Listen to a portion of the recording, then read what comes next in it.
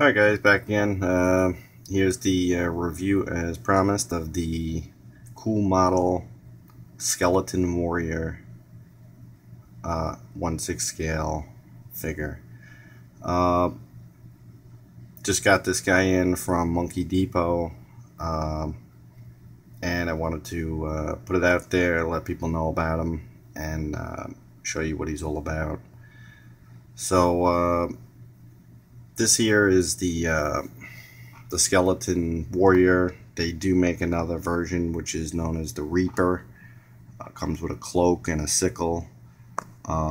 This particular model is a little more exposed, I guess you could say. Doesn't come with any clothing, but what it does come with is pretty cool. And the actual figure itself is really cool.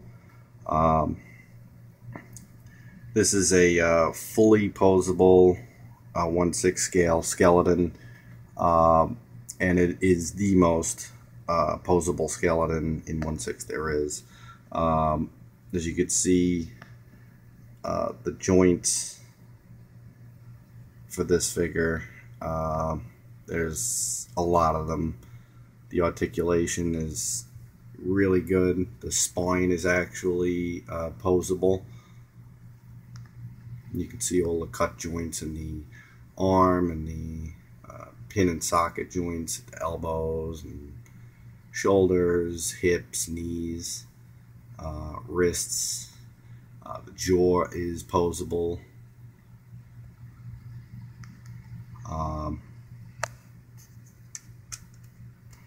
So I'm going to give you a 360 look at the figure, front and back. Very detailed, very realistic, especially for a such a fully posable figure. You know, obviously some of the joints are a little more obvious than others, but for the most part, to have something this posable, this style of figure is really nice. You can see it's also weathered. It's got some black wash going on there. Cool Model also put out some skulls that you could use to make figures out of. You could switch them with this.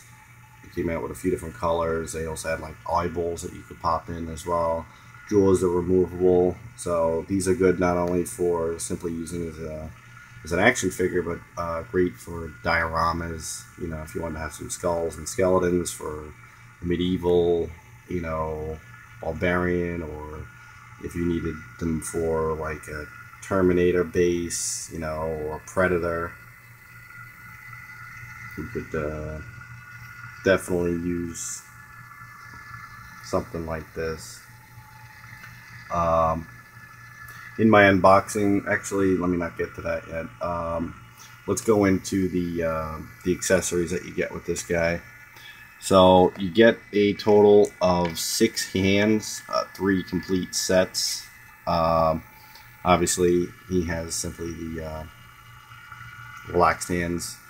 You also get gripping hand, trigger hands, or gripping hands. And that's for the couple of accessories that he does come with. What's nice also is they've thrown in a couple of extra wrist pegs, ankle pegs. So definitely take a look at your instructions on how to move this guy. He is a skeleton, so he is fragile. He's supposed to be made of a pretty durable plastic, but I've seen someone already broke one on the OSW forum. So use your hair dryer to change the parts, heat it up. That's an example here of the posability in the spine. Tells you what you can and cannot achieve. But getting back to the accessories, this is the sword that he comes with. It's a weathered, old-fashioned sword. Relatively simple, but goes with the style of the Ray Harryhausen skeleton warriors from Jason and the Argonauts. That's what this seems to be loosely based on. And the nicest accessory, I believe, is the shield. Really well done. You can see it's mixed media, really nicely painted. It feels heavy, but I believe it is plastic.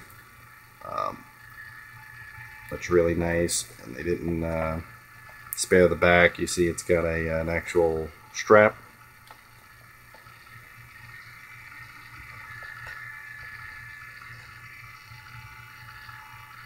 Really nice piece. So getting back to the skeleton himself, I did mention in my unboxing that I had the skeletons by Zolo World or Go Hero. I'm not sure exactly who is responsible for making them, but I thought, being that this is a review of this skeleton, I would go ahead and show you what the Zolo World skeleton looks like in comparison. That's him here. As you can see, it's a lot darker, a lot more pitted. The skull design is definitely different. A lot of people had a problem with the nose, and I could see why. It looks a little funky, but this was more of a monster version, and you could see it's really weathered. They had a couple of versions of this. They even had a glow-in-the-dark one. I do have that too. But you can see the skeleton is pitted. It's dirty. It's gross looking.